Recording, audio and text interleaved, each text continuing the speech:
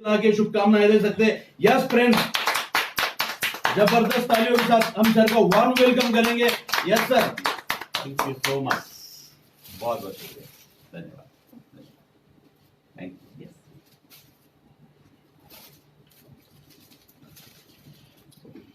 बहुत बहुत शुक्रिया, बहुत बहुत धन्यवाद बुके के लिए। और आज काफी बड़ी संख्या है, बहुत बहुत शुक्रिया इतनी बड़ी संख्या में आने के लिए। मुझे लगता है ज्यादातर लोगों को मैं मिला हुआ हूँ। सुरेश जी रहे हुए, थैंक यू, बहुत अच्छा लग रहा है आप लोगों से मिलके। नारायण सिंह जी हैं, अहमद कुट्टी जी हैं, और भी सारे चेहरे, सभी के सभी, बहुत अच्छा लग रहा है आज मुझे आप लोगों से मिलके। मुझे लगता है काफी लोग नए भी होंगे। छोटा सा इंट्रोडक्शन दे देता हूँ अपना, ताकि जो लोग नए हैं, कादिर भाई साथ में हैं, बहुत अच्छा लग रहा है आप लोगों से मिलकर। बहुत मिस कर रहा था आप लोगों को। छोटा सा इंट्रोडक्शन दे देता हूँ जो लोग नए हैं उनके लिए। मेरा नाम मितेश अग्रवाल है। बाय क्वालिफिकेशन मैं एक पॉलीमर इंजीनियर हूँ। आगे मैंने मास्टर्स की, 2 दफा मास्टर की, बॉस्टन में पढ़ाई की, ऑक्सफोर्ड यूनिवर्सिटी में पढ़ाई की, और 1999 में अपने बिजनेस को ज्वाइन किया। तब हमारा व्यापार सिर्फ पैकेजिंग का, लैंड डेवलपमेंट का, रियल एस्टेट का हुआ करता था। और 2012 में RNCL रिटेल नाम से हमने एक इंडस्ट्रियल शॉप की चेन शुरू की। वो नेटवर्किंग नहीं था, वो एक कन्वेंशनल ट्रेडिंग का प्लेटफॉर्म था, और उसमें हमारी कुछ दुकानें हैं। दीपक आज मेरे साथ है, बहुत अच्छा लग रहा है दीपक को देखकर। 2014 एंड में हमने डायरेक्ट सेलिंग की शुरुआत की, और बताते वक्त खुशी होती है कि एक ऐसा टाइम था कि हमारी सेल को यदि एनुलाइज कर दिया जाए तो हम भारत की सबसे बड़ी कंपनी थे। हमारा कुल व्यापार 80% भारत से आता था, और 20% व्यापार हमारा Nepal, Bangladesh, Sharjah, Dubai, Tanzania और यूके में हम जब शुरुआत कर रहे थे। यूके में हमारी सैम्पलिंग्स हो गई थी, यूके में हमारे काफी सारे प्रोडक्ट्स अप्रूव हो गए थे। एक हादसा हुआ, और सभी आप लोग हैं तो एक छोटा सा आपको बोर करता हूं, परंतु एक दिल की बात है तो शेयर करना चाहूंगा कि एक बहुत बड़ा हादसा हुआ, और जिस वजह से इतना बड़ा बिजनेस कोलैप्स हो गया। 2000 करोड़ के आसपास का बिजनेस था, गिरकर बहुत छोटी रकम पर आ गया, करीबन 100 करोड़ पे आ गया। और पीछे मुड़ के देखते हैं तो काफी सारी गलतियां दिखाई देती है जो हमारे से हुई, मैनेजमेंट से हुई। पॉइंट बेस्ड प्लान हमने किया था, जिसमें एंड्रोमेडा फंड बनाया था हमने, और हर 2 व्यक्ति को जोड़ने पर एक पॉइंट होता था, और उस पॉइंट में जो वैल्यू आती थी हम देते थे। परंतु इस प्लान को बनाने के पीछे एक मकसद ये था कि कुछ कंपनियां कॉम्पीट कर रही थी बहुत तेजी से हमें, और उसे बीट करना था, अपने मार्केट शेयर को रिटेन करना था। और जब ये प्लान बनाया जा रहा था तभी हमें पता था कि ये प्लान लंबा नहीं चल पाएगा, क्योंकि क्यूमुलेटिव थे सारे पॉइंट, और बिजनेस उतनी तादाद में बढ़ नहीं सकता, और पॉइंट वैल्यू गिरने लग गई, और उस प्लान को हमें रोकना पड़ा। जो लोग आखिर में आए थे वो लोग उसमें काफी दुखी हुए, क्योंकि उन्होंने बड़े पॉइंट वैल्यूज देखे थे पहले, और एक पॉइंट वैल्यू गिरने लग गया, और पॉइंट वैल्यू को देखकर बिजनेस भी गिरने लग गया। तो डबल इम्पैक्ट, एक तरफ पॉइंट वैल्यू गिरना और दूसरी तरफ व्यापार का भी गिरना। तो ये हुआ, और मुझे आपको बताते हुए कोई झिझक नहीं है, क्योंकि आप मेरा परिवार है। और मैंने जितनी भी पढ़ाई की तकरीबन सारी स्कॉलरशिप पे हुई, और यदि मैंने यूके में भी पढ़ाई की तो मैं साथ में जॉब करता था, अपने फीस कवर करने की पूरी कोशिश की मैंने, और बहुत खुददारी से बोलता था कि मेरे पढ़ाई पे बहुत पैसे खर्च नहीं हुए, मैंने अपनी मेहनत से पढ़ाई की। परंतु पिछला 1 साल, 1.5 साल 52 करोड़ रुपए की फीस चुकाई, और सर्टिफिकेट जीवन ने दिया। उस सर्टिफिकेट का पूरा इस्तेमाल किया जाएगा। जो गलतियां हुई वो गलतियां वापस कभी नहीं दोहराई जाएगी, कभी भी इस तरीके का पॉइंट बिजनेस, कोई क्यूमुलेटिव बिजनेस। उस टाइम पर भी इंटेंशन सही था, प्लान लीगली करेक्ट था, कंज्यूमर अफेयर मिनिस्ट्री ने अप्रूव किया हुआ प्लान था, परंतु हमें अंदर से पता था कि पॉइंट वैल्यू एक ना एक दिन टूटेगा, क्योंकि ये क्यूमुलेटिव पॉइंट वैल्यू है। तो गलतियां हुई है, डेफिनेटली हुई है, और उन गलतियों से सीख कर आगे बढ़ना ही हमारा एकमात्र विकल्प है, क्योंकि सफलता के सिवा कोई विकल्प होता भी नहीं है। आप लोगों ने मुझे काम करते हुए देखा है, और डेफिनेटली इस व्यापार के सिवा भी बहुत सारे व्यापार है हमारे, परंतु और पहले मैं उसी तरीके से अपने टाइम को बांटकर काम करता था, परंतु इस बार एक व्यक्तिगत रूप से मुझे हानि हुई है, एक क्वेश्चन मार्क लगा है और इस बार बिजनेस सिर्फ बिजनेस के लिए नहीं कर रहे, इस बार बिजनेस हम अपने नाम के साथ जो एक क्वेश्चन मार्क लगाया उसे क्लियर करने के लिए भी कर रहे हैं। तो जितनी एफर्ट हम डालते आए हैं उससे 10 गुना बड़ी एफर्ट आप देखेंगे, उससे 10 गुना बड़े रिसोर्स एलोकेशन आप देखेंगे, उससे 10 गुना बड़ी स्मार्ट वर्क आप देखेंगे। और जो एक सवा साल पहले जो कारोबार रुका था वो कॉमा नहीं था, वो एक छोटा सा विराम था, और उस विराम को वहीं से आगे बढ़ाना है। एक सवा साल कवर करने हैं हमारे लोगों के लिए, हमारे लिए, हमारे शेयर होल्डर्स के लिए, सभी के लिए। ये जो कंपनी है प्राइवेटली हेल्ड कंपनी है, ये लिस्टेड कंपनी नहीं है, और उसका कारण है कि इस तरीके के सारे व्यापार प्राइवेटली लिस्टेड होने चाहिए। आप देखें, यदि फ्लिपकार्ट को देखें, आप ओला को देखें, तो ये एक अलग तरीके की कंपनियां होती है जो टेक्नोलॉजी बेस्ड, जो एफएमसीजी बेस्ड होती है। और पिछले राउंड में जब हम लोग बहुत अच्छा कर रहे थे तब बड़े अच्छे अच्छे इन्वेस्टर्स हमें देख रहे थे, सॉफ्ट बैंक हमें देख रहा था, टाइगर फंड हमें देख रहा था, और लिस्टेड होने की वजह से कंपनी के अंदर इन्वेस्टमेंट्स हमारी वैल्यूएशन पर नहीं आ रही थी। हमारे हिसाब से कंपनी की वैल्यूएशन तकरीबन 3000 करोड़ थी, परंतु मार्केट कैप हमारी 600 करोड़ हुआ करती थी। तो लोग कहते थे कि कंपनी आपकी पसंद है, आप पसंद है, परंतु 3000 करोड़ पे हम इन्वेस्ट नहीं कर सकते क्योंकि आपका ही माल हमें एनएससी और बीएससी पर 600 करोड़ में मिल रहा है। तो इस टाइप की कंपनी अनलिस्टेड हो, ये बेहतर है। एक साथ हम लोग 6 देशों में काम शुरू कर रहे हैं।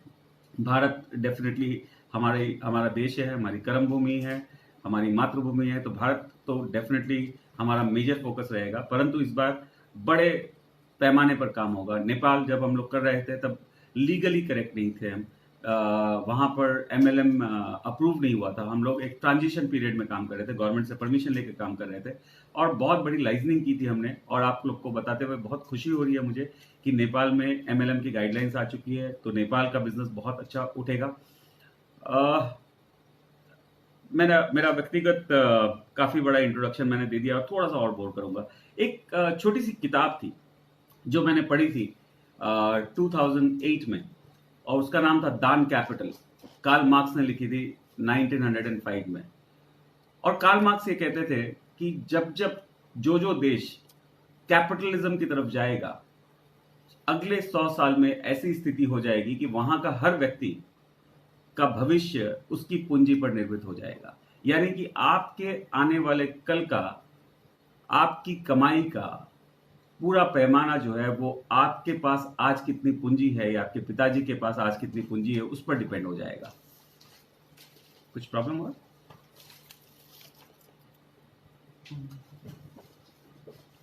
एक मिनट दीजिएगा।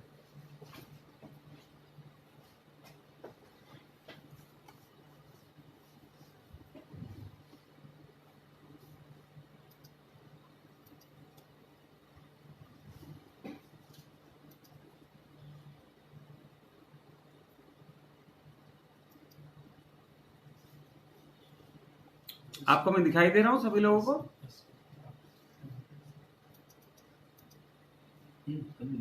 हाँ, मैं दिखाई दे रहा हूं। ओके। मेरी स्क्रीन पर कुछ और ही दिखाई दे रहा था। तो ये किताब में मैंने यही पढ़ा कि जो देश कैपिटलिज्म की तरफ जाएगा उनके लोगों के लिए आने वाला कल उनकी आज की पूंजी डिसाइड करेगी। यानी आपके पास 100 करोड़ रुपए है, 1000 करोड़ रुपए है, तो आप कारखाना लगाएंगे और करोड़ों में कमाएंगे। यदि आपके पास करोड़ों हैं तो आप कोई बढ़िया सा मार्ट खोल लेंगे, किसी ऑटोमोबाइल कंपनी की एजेंसी ले लेंगे और आप लाखों में कमाएंगे। यदि आपके पास 1-2 करोड़ है तो आप छोटा मोटा कोई व्यापार करेंगे। यदि आपके पास लाखों हैं तो प्लीज इसे व्यापार में नहीं डालेंगे और आप नौकरी करेंगे, क्योंकि ये लाखों की जो पूंजी है ये बड़ी रिस्की सी पूंजी है। तो इस तरीके की चीज आज हम होती भी देख रहे हैं भारत में। आप देखिए कि यही बात 100% है। आज लड़ाई किसकी है? आज लड़ाई रिलायंस की है, अमेजॉन की है, बिग बाजार की है। कुछ प्रॉब्लम है? नेटवर्क के अंदर मुझे लगता है कार्ल मार्क्स की आत्मा बसती है। नेटवर्क ये कहता है कि आज आपके पास कितनी बड़ी पूंजी है, ये बात आपके आने वाले कल को आधारित नहीं करेगी। आप कितनी बड़ी एफर्ट लगाते हैं, कितनी बड़ी मेहनत करते हैं, कितना स्मार्ट वर्क करते हैं, ये डिसाइड करेगा कि आपका आने वाला कल क्या होगा। तो ये इंडस्ट्री जब मैंने ज्वाइन की, जब मैंने शुरुआत की तो मुझे बहुत अच्छी लगी। और मुझे लगा कि यही ऐसी इंडस्ट्री है जिसमें बरकत है। देखिए, लक्ष्मी तो होती ही है, आपके जेब से निकलती है, किसी और के जेब में जाती है, किसी और के जेब से निकलती है, किसी और के जेब में जाती है, और इसी प्रकार व्यापार होता है, इसी प्रकार इकोनॉमी चलती है। परंतु ये लक्ष्मी है,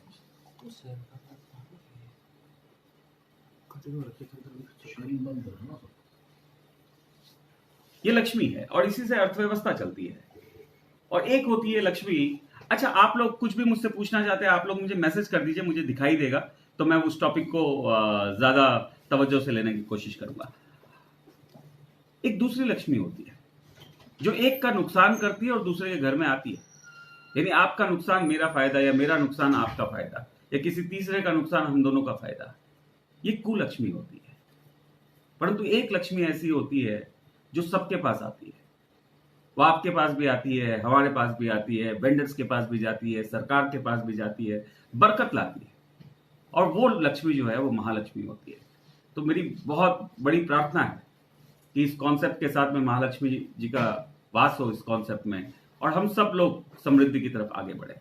इस कॉन्सेप्ट को आप थोड़ा तरीके से समझने की कोशिश कीजिएगा, और नेटवर्क इंडस्ट्री में हम लोग आज तक क्या करते हैं उसको भी समझने की कोशिश करिएगा।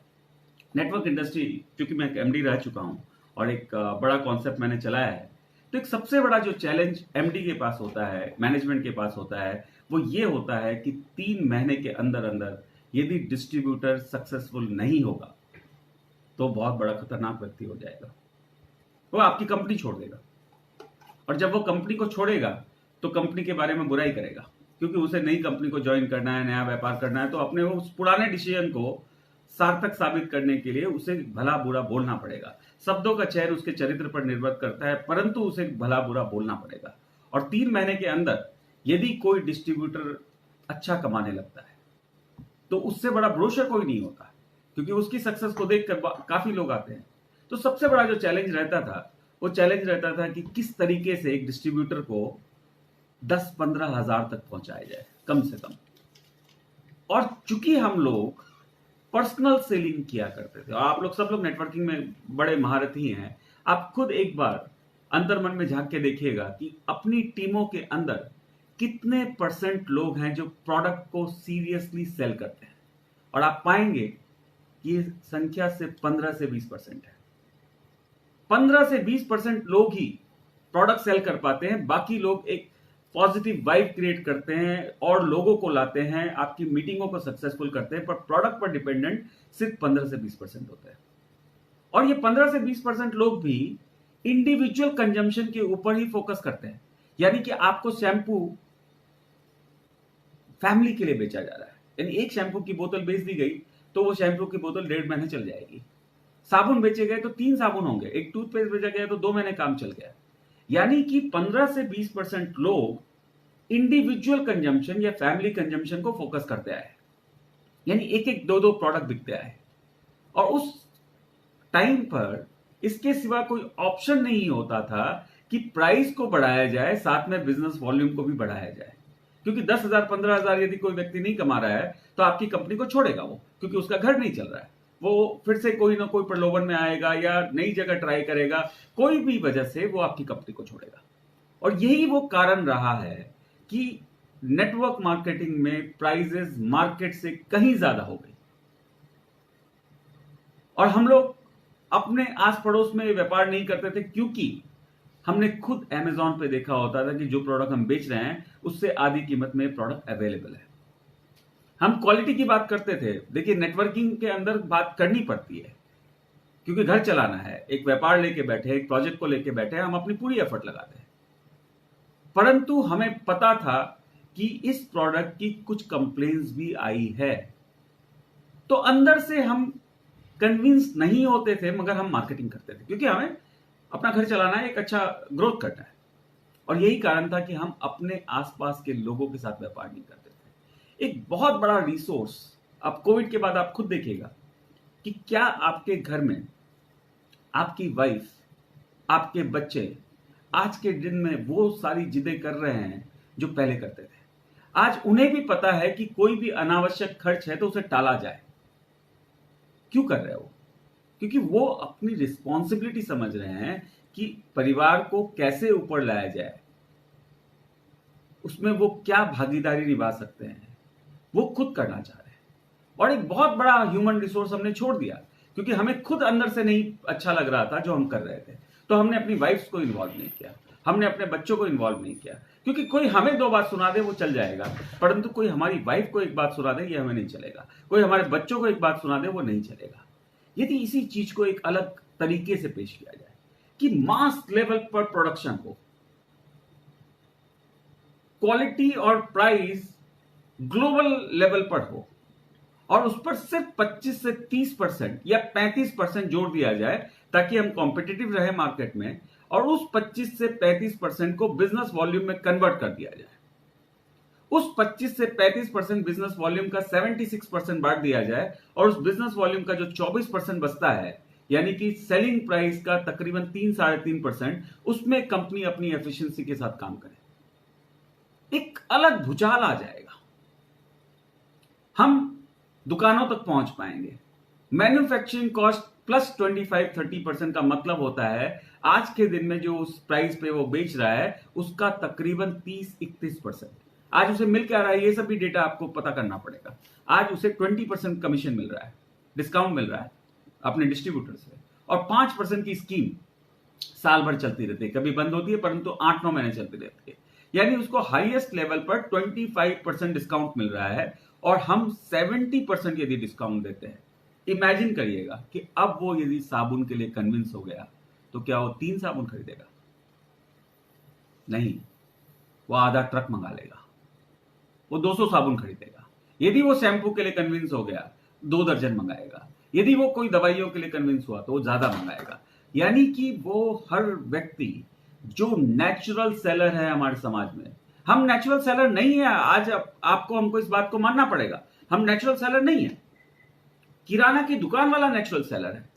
आप जाइए एक शैम्पू मांगने के लिए, वो दूसरा ब्रांड पकड़ा देता है कि भाई साहब ये बहुत अच्छा है। आपकी वाइफ जाती है, उसे पता है कि बहन जी बोलना है, भाभी जी बोलना है, या बेटा बोलना है, या दादी बोलना है। वो 2 मिनट में सेल क्लोज करता है और अपना ब्रांड आपको कन्विंसिंगली पकड़ा देता है। आप फार्मास्यूटिकल कंपनी में जाइए, दुकानों पर जाइए, आपके प्रिस्क्रिप्शन में क्या लिखा है, वो नोवार्टिस का माल है वो सिप्ला का दे देता है, सिप्ला का माल है अल्केम का दे देता है। और जब आप पूछते हैं तो कहता है वो एपीआई सेम है। और डॉक्टर से भी जब आप बात करते हैं तो कोई बात नहीं, ले लो, कोई दिक्कत नहीं है, राइट। तो ये लोग नेचुरल सेलर्स हैं। ब्यूटी पार्लर वाली एक नेचुरल सेलर है, जिम वाला एक नेचुरल सेलर है। जिम का इंस्ट्रक्टर यदि आपको कहता है कि इस कंपनी का वे प्रोटीन अच्छा है, इस कंपनी का क्रिएटिन अच्छा है, इस कंपनी का बीसीए अच्छा है, इसका प्री वर्कआउट अच्छा है, तो लोग लेंगे। परंतु हमें क्वालिटी का ध्यान देना होगा। वो इंस्ट्रक्टर गलत क्वालिटी का प्रोडक्ट सिर्फ प्राइस या इंसेंटिव के लिए नहीं करेगा। तो हमें दोनों फ्रंट पर बहुत बड़ा चैलेंज फेस करना है कि क्वालिटी भी देनी है और उसे ऐसा प्राइस देना है कि वो इस बिजनेस की तरफ आकर्षित हो। आज तक क्या हुआ, हम लोग माल बेचने की कोशिश करते थे और ज्यादातर माल तब बिकता था जब कोई क्वालिफिकेशन लगा दी जाती थी कि आपको 200 बीवी का करना पड़ेगा, नहीं तो आप इंसेंटिव के लिए डिस्क्वालीफाई हो जाएंगे, और ये फोर्स सेलिंग थी। परंतु अब क्या होगा, अब ये दुकान वाले आपको एक स्टेबल सप्लायर मानना शुरू करेंगे, और दुकान वालों से अब डरे नहीं। कुछ लोग मुझे कह रहे थे कि सर हम कभी गए नहीं है, पता नहीं हमें खड़ा भी रखेगा कि नहीं। हो सकता है पहली बार थोड़ा सा स्टाइल मारे, परंतु उसके कंधे पे भी हाथ रखेंगे तो वो भी कम दुखी नहीं है।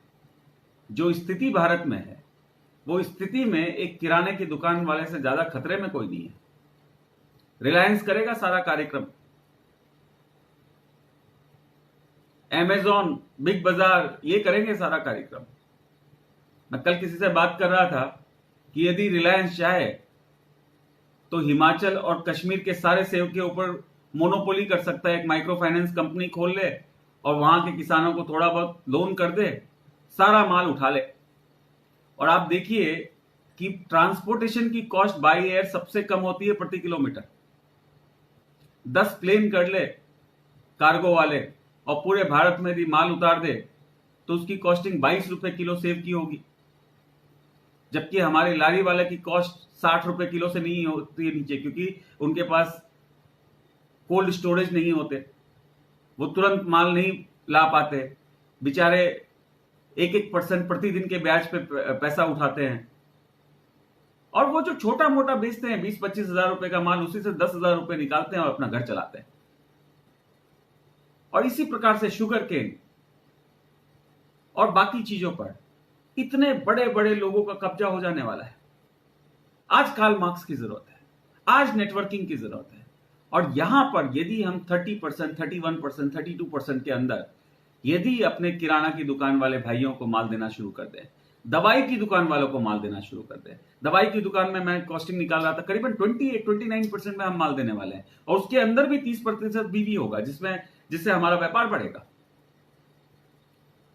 ब्यूटी पार्लर के प्रोडक्ट्स आपने देखे होंगे, कुछ बैनर्स आए हैं हमारे प्री मार्केटिंग के लिए। आपने देखा होगा कि 400 रुपए का प्रोडक्ट जिसपे 400 रुपए एमआरपी लिखी गई है और 299 पे हमारा डीपी प्राइस है, वो 60 रुपीज में मिलेगा। यानी कितना बड़ा गैप मिलेगा उन्हें, और क्वालिटी बेहतरीन, फॉरेस्ट एसेंशियल के आसपास की क्वालिटी, बॉडी शॉप के आसपास की क्वालिटी, यानी क्वालिटी में बीट करते हुए इस तरीके का शैम्पू दिया जा रहा है, इस तरीके का बॉडी वॉश दिया जा रहा है, और 100 रुपए के रेंज में भी प्रोडक्ट अवेलेबल कराया जा रहा है। ऐसा नहीं है कि हमने सिर्फ क्वालिटी की बात करिए तो महंगा ही माल बेचेंगे, हम रीजनेबल क्वालिटी का भी माल बेचेंगे।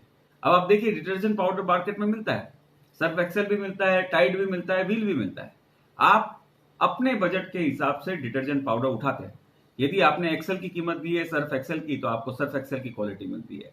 आप टाइड उठाते हैं तो आपको टाइड की क्वालिटी मिलती है। आप व्हील उठाते तो व्हील की क्वालिटी मिलती है। यदि कोई एक प्रोडक्ट अच्छा होता तो टाइड और व्हील बंद हो जाते, या व्हील ही सबसे सस्ता होता तो सर्फ एक्सेल बंद हो जाता। परंतु हर कैटेगरी में प्रोडक्ट्स आएंगे।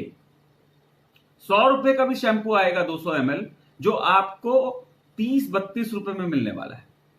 यानी कि हर कैटेगरी में उसी तरीके से प्राइस वॉर होने वाली है, और ये जरूरी है।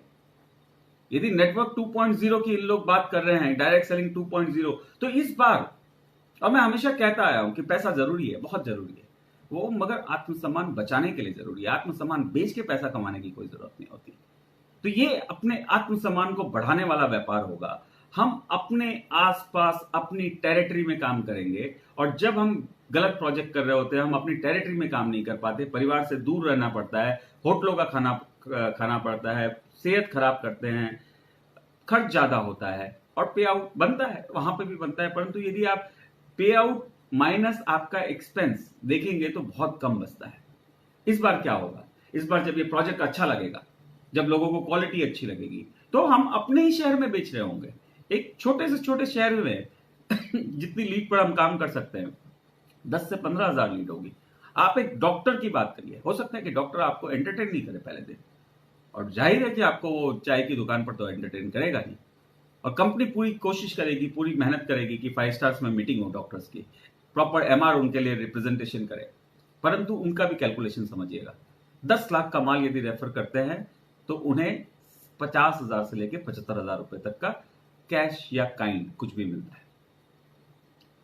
फाइटो एटॉमी में क्या होगा, यदि 10 लाख रुपए का माल उसने बेचा तो 7 लाख रुपए, 7 लाख रुपए उसकी बचत होगी। यदि 30% तो उसे माल मिलता है, तो डॉक्टर आपको रिस्पेक्ट देगा, क्यों नहीं देगा? वो दवाई की दुकान वाली रिस्पेक्ट देगी आप। और इस बार जो सबसे बड़ी ताकत है हमारी, जिसको हमने इग्नोर किया क्योंकि हमें खुद ही अपने प्रोजेक्ट पर उतना बड़ा विश्वास नहीं था, वो है हमारी फैमिली।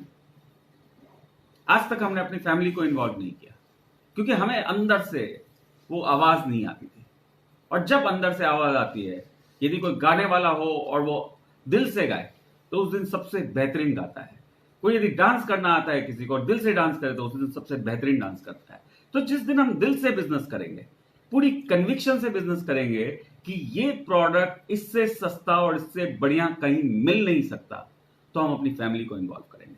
और जब फैमिली को इन्वॉल्व करेंगे तो आप देखोगे कि आपकी वाइफ, आपके बच्चे जब आपको कंट्रीब्यूट करते हैं, और आप बड़ा सा एक ओलेड का टीवी लेके आते हो, तो टीवी मुकेश अंबानी के लिए सिर्फ नहीं बना है, वो हमारे लिए बना है और हमारे घरों में आने के लिए बना है।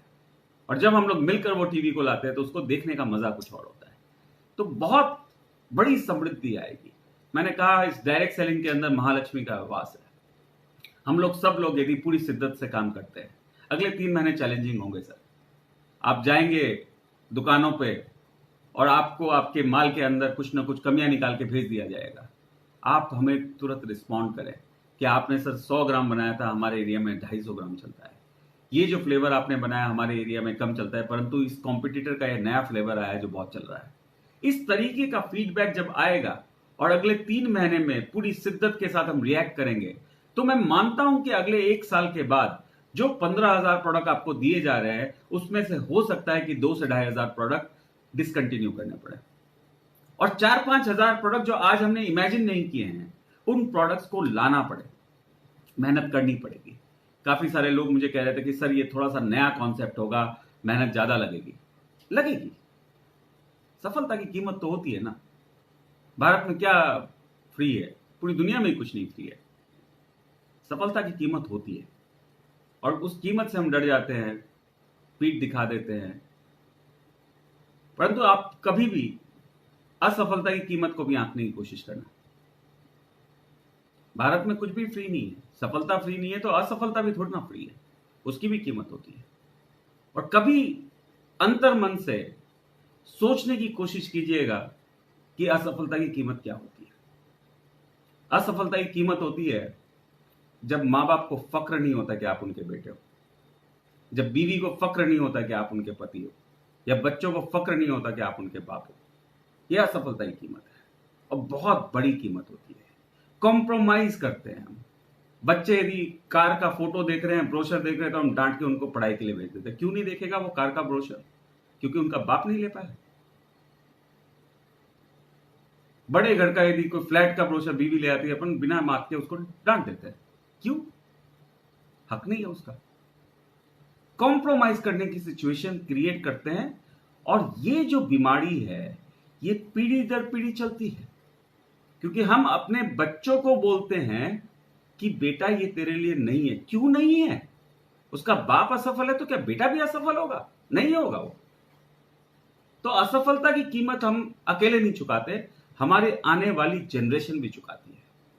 सफलता की कीमत मैं भी मानता हूं, मेहनत लगेगी, पूरी मेहनत लगेगी। पसीना, यहां का पसीना पांव से निकलेगा। मैं इस बात के लिए कहीं कोई आपको गुमराह नहीं करना चाहूंगा। बहुत मेहनत लगेगी, मगर जो चेक बनेगा वो चेक जलन का कारण बनेगा आपके पड़ोसियों का। और जितने लोगों को आप जानते हैं, आप ये मान के चलिएगा, 2 ही चीज ले सकते हैं आप उनसे, क्या तो सहानुभूति या जलन। क्या तो आपको चोट लग जाए, गिर जाओ, पड़ जाओ, गरीब हो जाओ, आपका घर बिक जाए, तो लोग आएंगे सहानुभूति करने, अरे बड़ा अच्छा आदमी था, बुरा हुआ है इसके साथ। और आप नई गाड़ी लो, देखो रात को कोई स्क्रैच मार के जाएगा। क्यों? जलन। जलन लेना अच्छा है, सहानुभूति लेने के लिए अपन नहीं बैठे। जलन का कारण बनेंगे अपन। और हमेशा मेरा एक कहना रहा है कि मेरे साथ तभी जुड़ना जब बड़ा करना हो। और मैंने इस बात को प्रूव किया है, और मैंने स्टेज से कहा है कि मेरे लड़कों का उतना बड़ा टिप होना चाहिए, वो उतना बड़ी टिप छोड़ के अपने होटल से निकलने चाहिए जितने दूसरी कंपनियों में लीडर पूरी महीने में कमाते हैं। और ऐसा हमने प्रूव किया है। एक टाइम था 68 लोग 50 लाख से ऊपर प्रति माह कंसिस्टेंटली कमाते थे, और उसके लिए हमने अपने अंदर एग्रेशन रखा, प्रोडक्ट्स लेके आए, हर चीज हम लाने की कोशिश करते थे जिससे हमारे डिस्ट्रीब्यूटर की ग्रोथ हो। और इस बार 10 गुना बड़े एफर्ट्स के साथ काम किया जाएगा, 10 गुना बड़ी एनर्जी लगाई जाएगी, 10 गुना बड़ा मेहनत किया जाएगा। और मान के चलिएगा कि इस बार बहुत बड़ी वेल्थ क्रिएट होने वाली है। दुर्भाग्य ये रहता है, और मेरे साथ ये दूसरी बार हो रहा है, 2014 मैंने शुरू की, अपने दोस्तों को बोला, रिश्तेदारों को बोला, सबको बोला कि भैया देखो ऐसा ऐसा होता है डायरेक्ट सेलिंग, ऐसे आप जाते हो, आप ऐसे मेंबर बनाते हो, माल बिकता है तो आपको इंसेंटिव मिलता है। सही बता रहा हूं, एक व्यक्ति ने भी ज्वाइन नहीं किया। एक लड़का था, कहना चाहूंगा, मेरे से उम्र में काफी छोटा है, 10-11 साल छोटा है। और ये स्थिति थी कि हम लोग कहीं भी जाते तो उसको ले जाते, क्योंकि कुछ भी मंगाना होता तो वो ला के दे देता कि जा तो जरा ये ले आ, जरा वो ले आ, तो अपनी बाइक से जाता और ले आता। हमेशा 2,000-5,000 रुपए मांग के जाता कि भैया लौटा दूंगा, परंतु हम देते वक्त ही समझ जाते थे कि कभी आना नहीं है। और उसी हिसाब से देते थे, यही सोच के कि नहीं आना है। 5-6 हजार रुपए का वो एक महीने का खर्चा था, परंतु सामने वो कुछ ना कुछ हमारे लिए काम वाम कर देता था। कभी ड्राइवर नहीं आया तो गाड़ी चला देता, कभी कुछ भी ऐसा करके चलता रहता। उसने बोला भैया आप चालू कर रहे हो, चालू कर लेता है। और उसके पिताजी के साथ एक दुर्भाग्य हुआ था कि कुछ ऐसा हुआ कि वो जहां जिस मोहल्ले में रहते थे, उनकी पूरी कम्युनिटी रहती थी, उस घर को उन्हें बेचना पड़ा और रेंट पे कहीं और रहते थे। उसने काम करना शुरू किया, बहुत शुरुआती दौर में जुड़ गया और बहुत खुशी होती थी मुझे उसे देखकर कि स्कूटी पे आता था, वो भी पता नहीं कभी चले कभी नहीं चले, कहीं बंद हो जाए। उसने रेंज रोवर इवोक खरीदी 95 लाख की और अपने ही मोहल्ले में फिर से गया, उसी घर को वापस खरीदा जिसको उसके पिताजी ने बेचा। उस घर को तोड़ा उसने और 7 लाख स्क्वायर फीट का घर बनाया, 2 वेयर हाउसेस खरीदे और टोटल इनकम करीबन 13 करोड़ रुपए की उसने कमाई। और नाम भी काफी लोगों को, आप लोगों को पता होगा, उसका नाम है पार्थव शाह। एक हमारे लीडर थे अनूप शेखावत जी, तब मेरे पास कुछ भी नहीं था, ऐसे ही पेपर पे लिखा पड़ा था कि 4 शैम्पू ले आएंगे, 2 साबुन ले आएंगे, प्लान भी नहीं था। उन्होंने पूछा कि आप करना चाहते हैं? मैंने कहा बिल्कुल करना चाहते हैं, बड़ा अच्छा लग रहा है दूर से देखकर, करना चाहते हैं और मेहनत करेंगे, सीखेंगे और रिएक्ट करेंगे। और कोई नहीं जुड़ा तो वो जुड़ गया मेरे साथ। और तब वो आरसीएम नाम की कंपनी में एक एमरल्ड हुआ करते थे, 30-35,000 के आसपास का चेक था और बहुत मेहनत की उन्होंने भी, कंधे से कंधा मिलाकर काम किया। जैसे आज दस्तगीर जी और सचिन वगैरह जिस फेज में ये लोग आए हैं, वैसे ही फेज में वो आए थे। और मैं आपको बता सकता हूं, देखिए हम लोग चेक्स जनरली डिस्क्लोज नहीं करते क्योंकि सबकी अपनी टैक्स प्लानिंग होती है, सबके अपने अपने तरीके होते हैं मैनेज करने के। इस इंडस्ट्री का सबसे बड़ा चेक उनका आज तक का बना है, 28 करोड़ रुपीस का उनका चेक बना। और सिर्फ उसमें और आप में यही फर्क था कि आप लोग लेट आए थे उस टाइम और वो पहले आए थे। नेटवर्क मार्केटिंग में टाइमिंग बहुत इंपॉर्टेंट है। बहुत सारे संशय होंगे मन में कि कल क्या होगा, कैसे होगा, ये बोल तो रहे हैं 15,000 प्रोडक्ट, कभी गिने भी हैं क्या 15,000 प्रोडक्ट कितने होते हैं, आएंगे भी क्या, इतना बड़ा चेक देंगे क्या, होगा क्या, बहुत कुछ ऐसा होता है। और मन ये कहता है कि यार 2-3 महीने देख लेते हैं, क्या दिक्कत है, 2-3 महीने के बाद जुड़ जाएंगे, कौन सा ये मरे जा रहे हैं, हम मरे जा रहे हैं।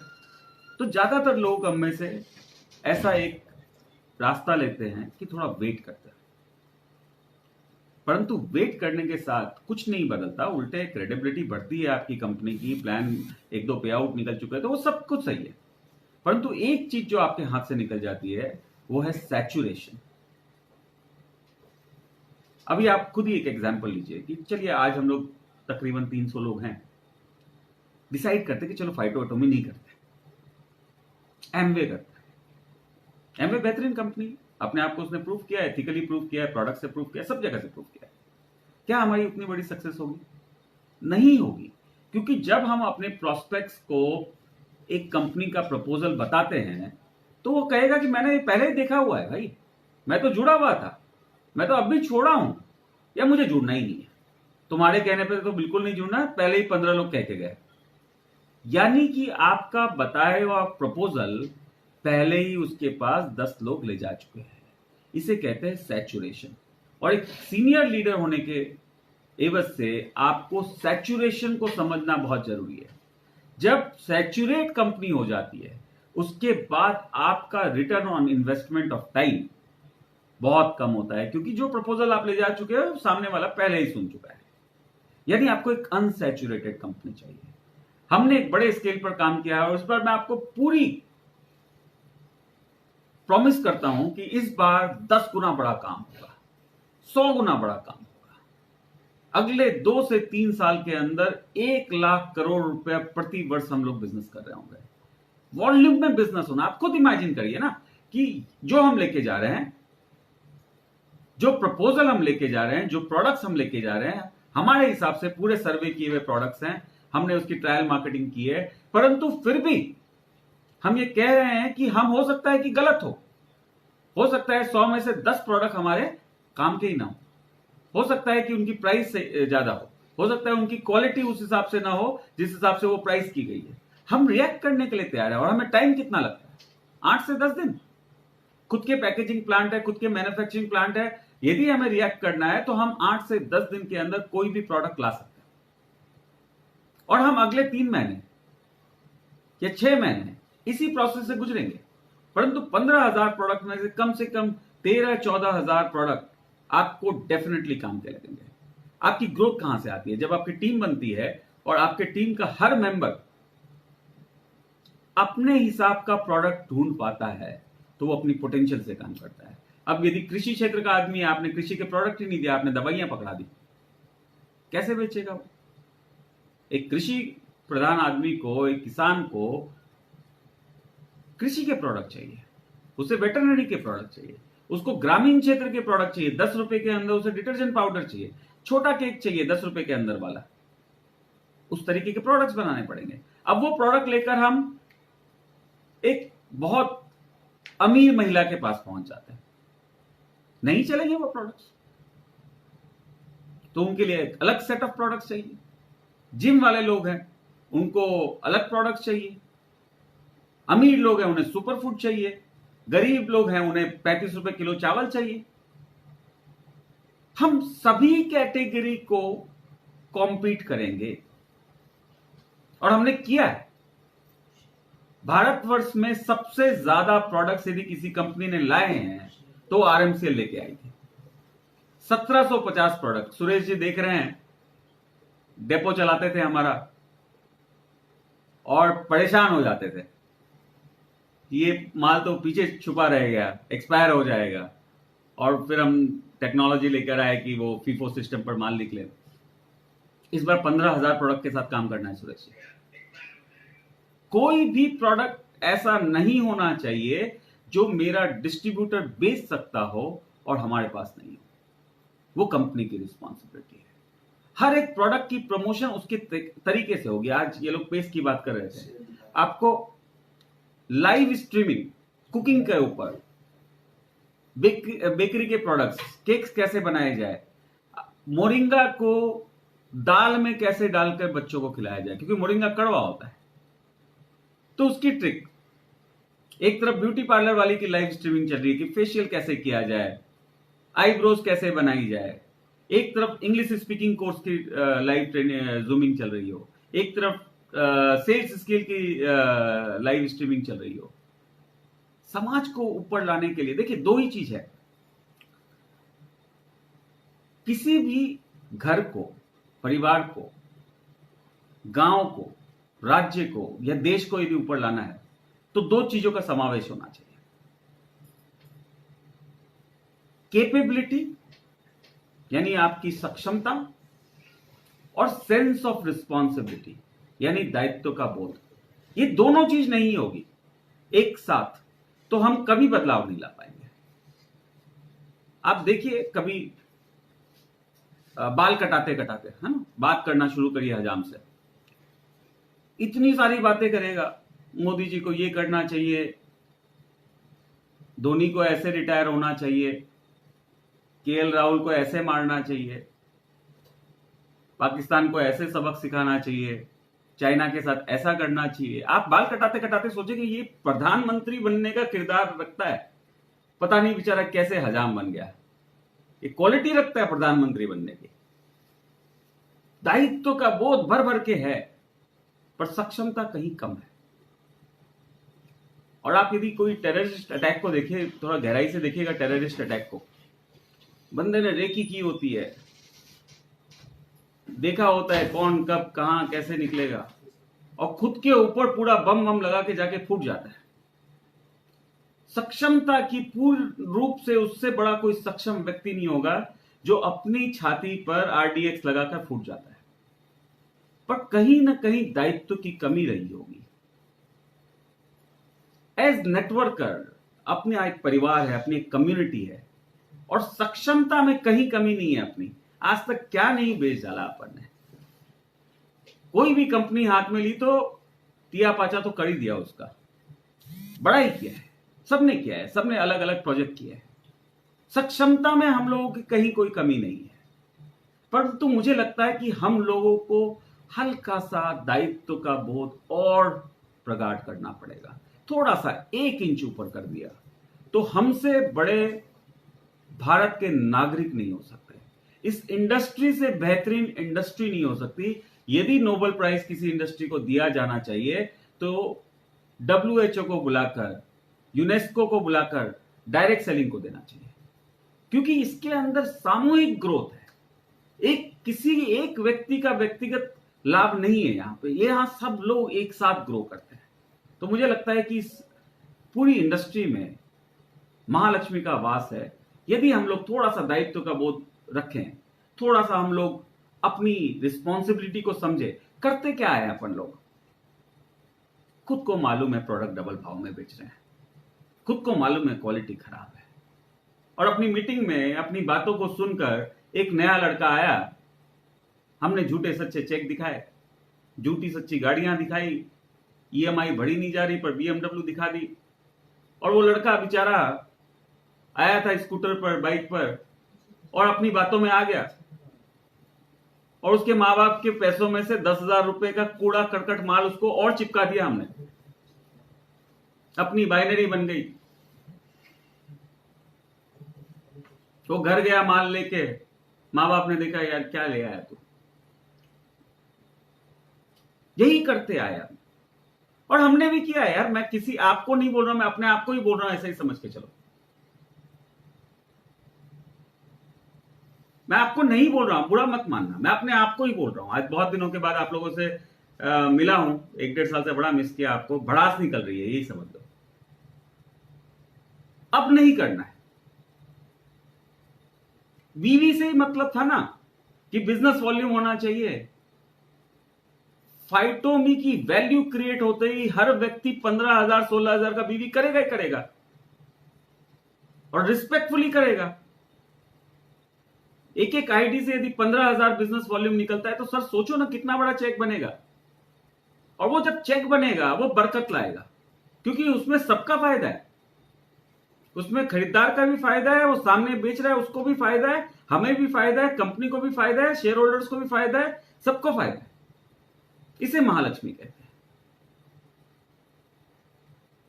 इस बार जब दिल से आवाज आएगी तो हम अपने बच्चों को, अपनी वाइफ को साथ लेकर काम करेंगे, छुप छुपा के काम नहीं करेंगे।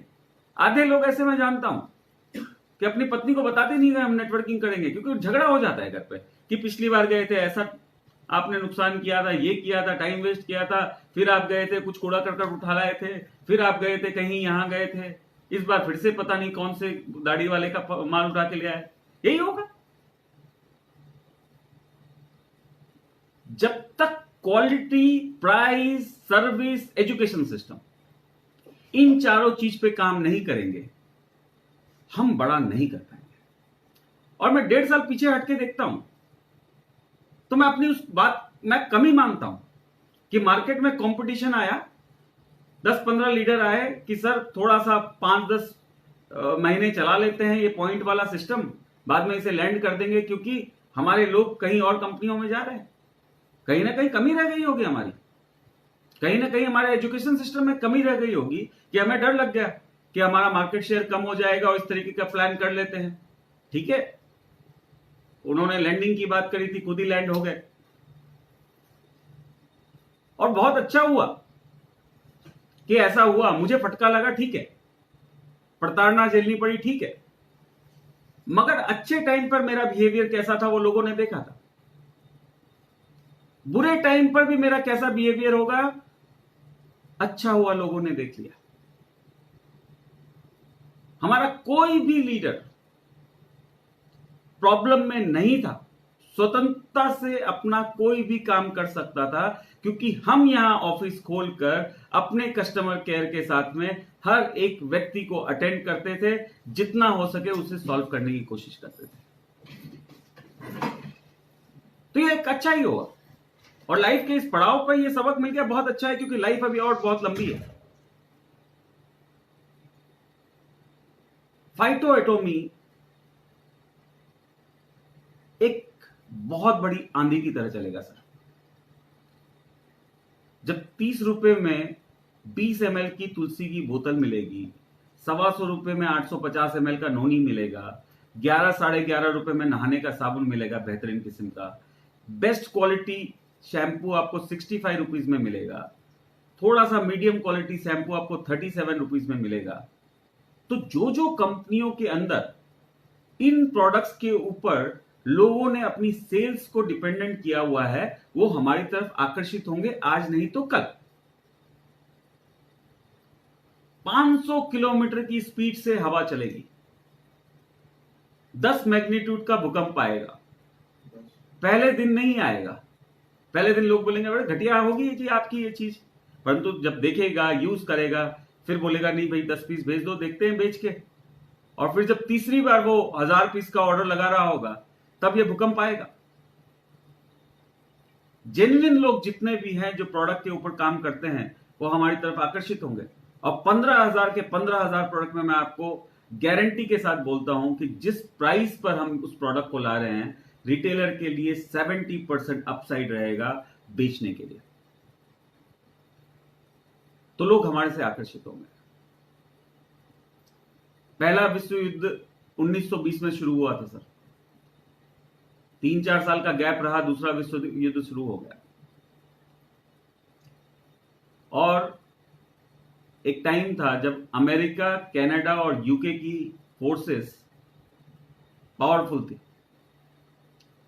और उन्होंने हिटलर को मार दिया था। जापान में तब तोजो नाम का एक व्यक्ति था, कमांडर था, उसने पर्ल हार्बर में अमेरिका के बहुत सारे युद्धपोत गिरा दिए थे। अमेरिका बड़ा गुस्से में था, अमेरिका को हमला करना था, परंतु उनकी इंटरनल रिपोर्ट थी कि जापानीज भी पूरे डिफेंसिव मोड में है और बहुत बड़ा खून खराबा होगा। 7 लाख अमेरिकन सोल्जर्स मारे जाएंगे, ऐसी स्टैटिस्टिक्स बनी थी। परंतु पर्ल हार्बर छोटी चीज नहीं थी, बदला लेना जरूरी था। उस वक्त उनके पास एक बम बन गया था, उस बम का नाम था एटम बम। उन्होंने कन्वेंशनल युद्ध करने की जगह 2 बम हिरोशिमा और नागासाकी पर डाल दिए, विश्व युद्ध खत्म हो गया।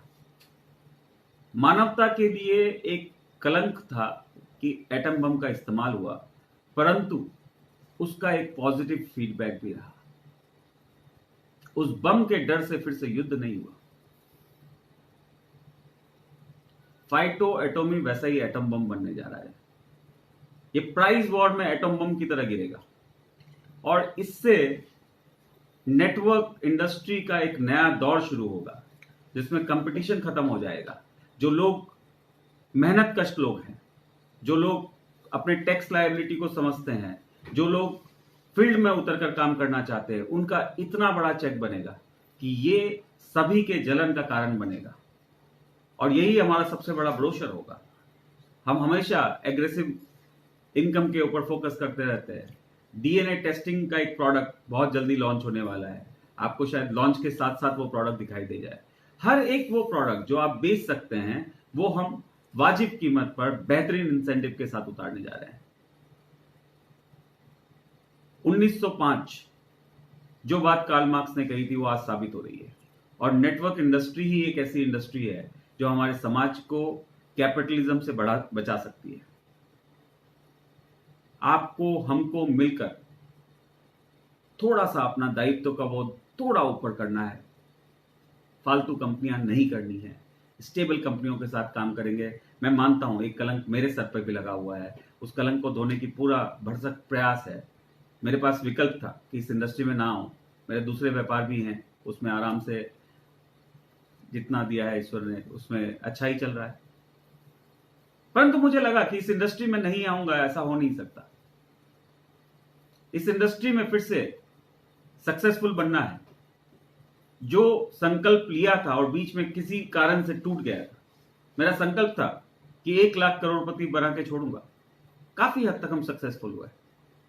एक कोमा लग गया हमारी यात्रा में, उस कोमा को हटाना है और फुल स्पीड से इस गाथा को पूरा करना है। अगले 2 साल मिलकर मेहनत करेंगे, भाइयों की तरह काम करेंगे, मेरे बिना आपका चल जाएगा, मुझे पता है, आपके बिना शायद मेरी भी गुजर हो जाएगी, परंतु मिलकर इतना बड़ा साम्राज्य खड़ा किया जा सकता है।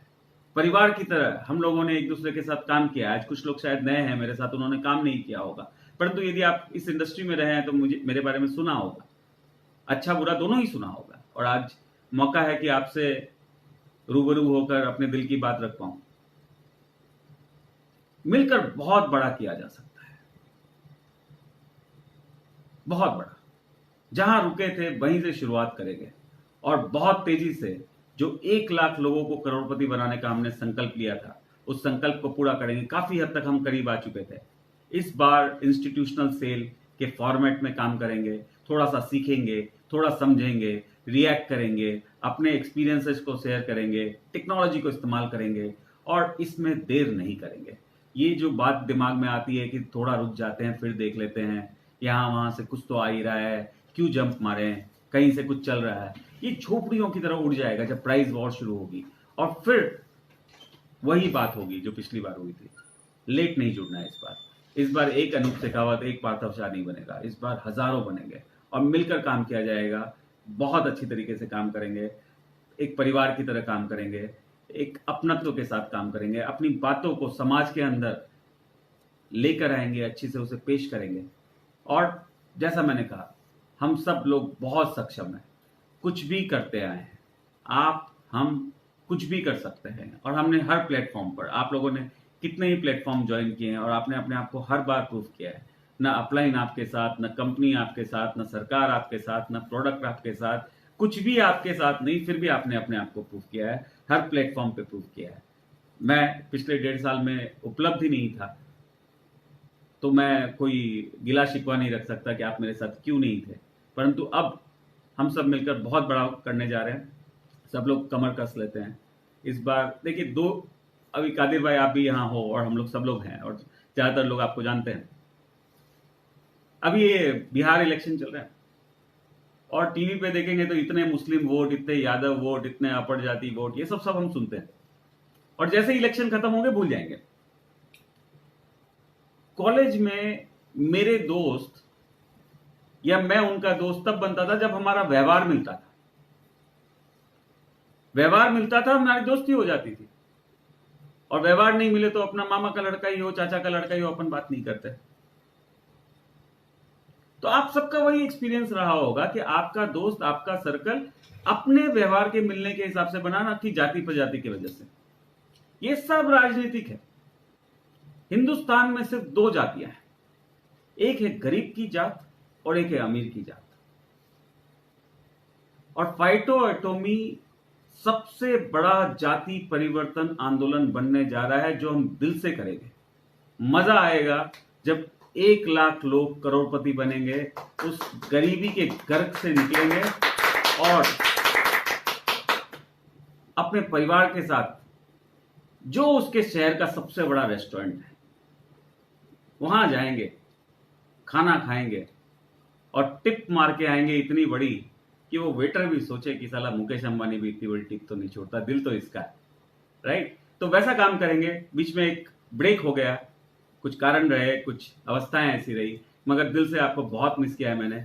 और मेरा आप लोगों से हार्दिक निवेदन है कि इस बार लेट नहीं करना है। मिलके भाइयों की तरह इस कंपनी को बहुत बड़ा बनाएंगे और मैसिव काम करेंगे। अगले 2 साल 1 लाख करोड़ रुपया प्रति वर्ष तक पहुंचना है, और जो 1 लाख लोगों को अपने को करोड़पति बनाना है वो जल्दी से जल्दी करना है, क्योंकि हम सबको समझना है कि हमने 1 साल वेस्ट किया है। उस 1 साल को मेकअप करना है, तो स्पीड बहुत तेज होनी चाहिए। स्पीड के साथ अपन काम करेंगे। आज के लिए बहुत बहुत शुक्रिया, इतनी बड़ी संख्या में आप लोग आए और मुझे सुना, आपने मौका दिया अपने दिल की भड़ास निकालने का।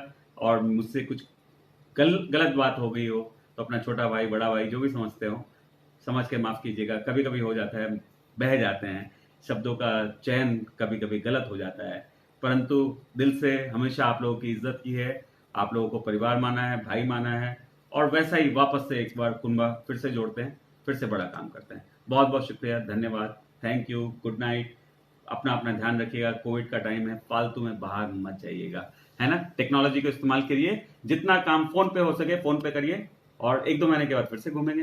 ठीक है, बहुत बहुत शुक्रिया, धन्यवाद, गुड नाइट।